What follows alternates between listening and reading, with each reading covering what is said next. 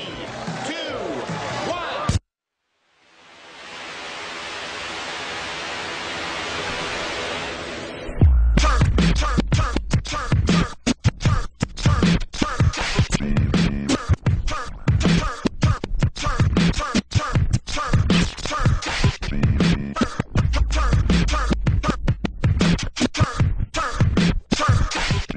Bonjour, bienvenue sur Cœur AI TV.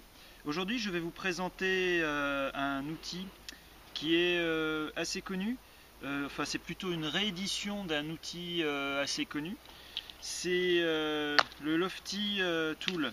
Le Lofty Tool, c'est un outil créé par John Wiseman et qui donc a eu une première version dans un acier inox avec des plaquettes en résine. Là pour cette version on est sur un acier carbone avec des plaquettes bois. Donc c'est une réédition de cet outil. Donc le créateur John Wiseman, bon c'est un peu inutile de le présenter, enfin pour ceux qui ne le connaissent pas encore, la biographie du personnage serait un peu longue pour une vidéo. C'est, on va dire, le gros spécialiste anglais de la survie. Alors son outil est fait à Sheffield, chez Samuel Staniforth, comme le Chris Kane Survival Tool. Ça sort de la même boîte. L'acier utilisé n'est pas le même que celui du Chris Kane. Là c'est un acier qui est utilisé d'habitude pour la fabrication d'outils agricoles. Donc j'ai oublié le nom de l'acier mais je le mettrai en sous-titre. Alors ce qu'on peut voir déjà c'est qu'on a, comme le Chris Kane, un outil qui découle d'une ergonomie d'un outil assez traditionnel. On reprend énormément de caractéristiques du Golok au niveau de la poignée. Bon, sur un Golok, la pointe de la lame n'a pas du tout la même forme, mais dans la pratique, dans les mouvements, on se retrouve quand même avec beaucoup de caractéristiques issues de Golok. Pourquoi tant d'intérêt pour les produits de chez Samuel Staniforth? Bon, déjà c'est des produits fabriqués artisanalement en Angleterre et j'ai énormément de plaisir à travailler avec des outils dérivés de couteaux ou de machettes traditionnelles, comme donc celui-ci dérivé du Golok, celui-ci dérivé du Parang. C'est comme disent, c'est généralement un commentaire qu'on trouve pas mal dans les revues américaines, c'est fast in the hand, c'est-à-dire voilà, l'ergonomie est toujours bien pensée, ça va très vite dans la main. Vu que c'est des produits assez jumeaux, j'ai choisi de reprendre le Chris Kane pour le comparatif. On a donc toujours des poignées très ergonomiques. Le Chris Kane sera très intéressant pour faire de la coupe lourde, on a plus d'inertie avec cet engin. Et le Wiseman, lui, sera un outil plus rapide, intéressant pour faire des coupes dans des végétations, on va dire, un peu plus fines, des ronciers et tout. Il sera un peu moins fatigant, un peu moins d'inertie dans le travail. On a des étuis très similaires, à ceci près que le Kane donc sera en cuir et le Wiseman sera en Cordura. Alors c'est un Cordura doublé avec un serre plastique. On a exactement la même ergonomie, le même système d'anneaux, pour que la machette puisse se balader sans que ça nous encombre trop durant la marche. Donc c'est très très bien ficelé, rifté partout. J'aurais préféré du cuir, mais l'option n'est pas disponible sur le Wiseman, elle est uniquement sur le Chris Kane.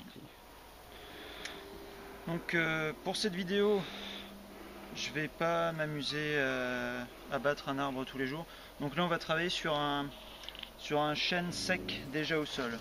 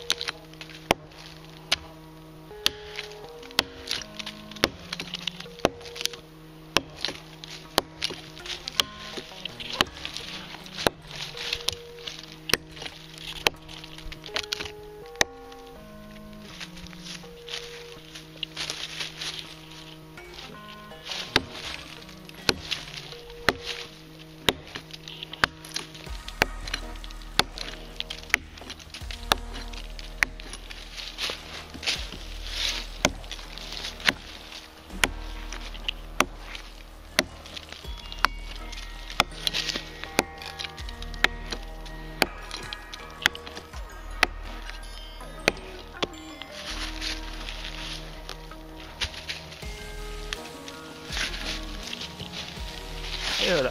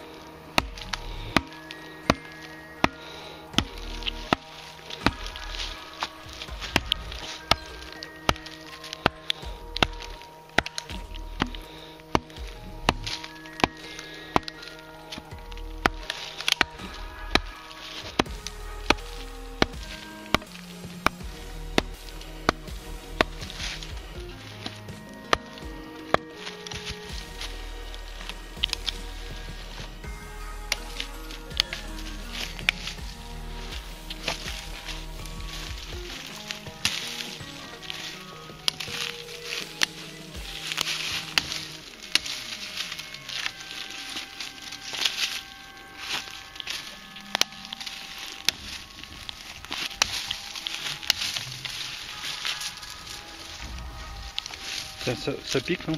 Ah ouais. Ça pique un peu, c'est marrant.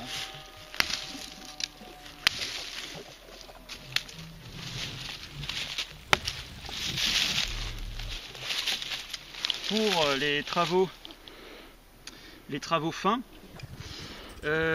sur le Wiseman, le concepteur a prévu un emplacement pour le doigt, ici, très pratique.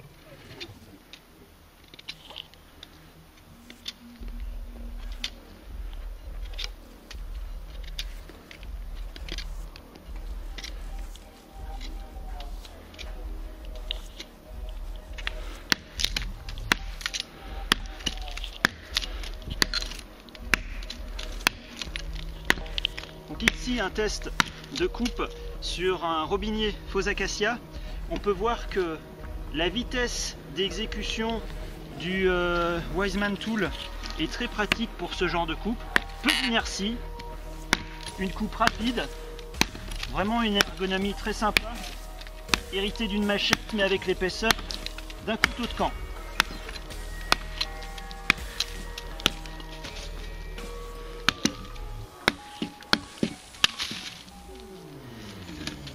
Un bois très dur, très intéressant pour un test de coupe.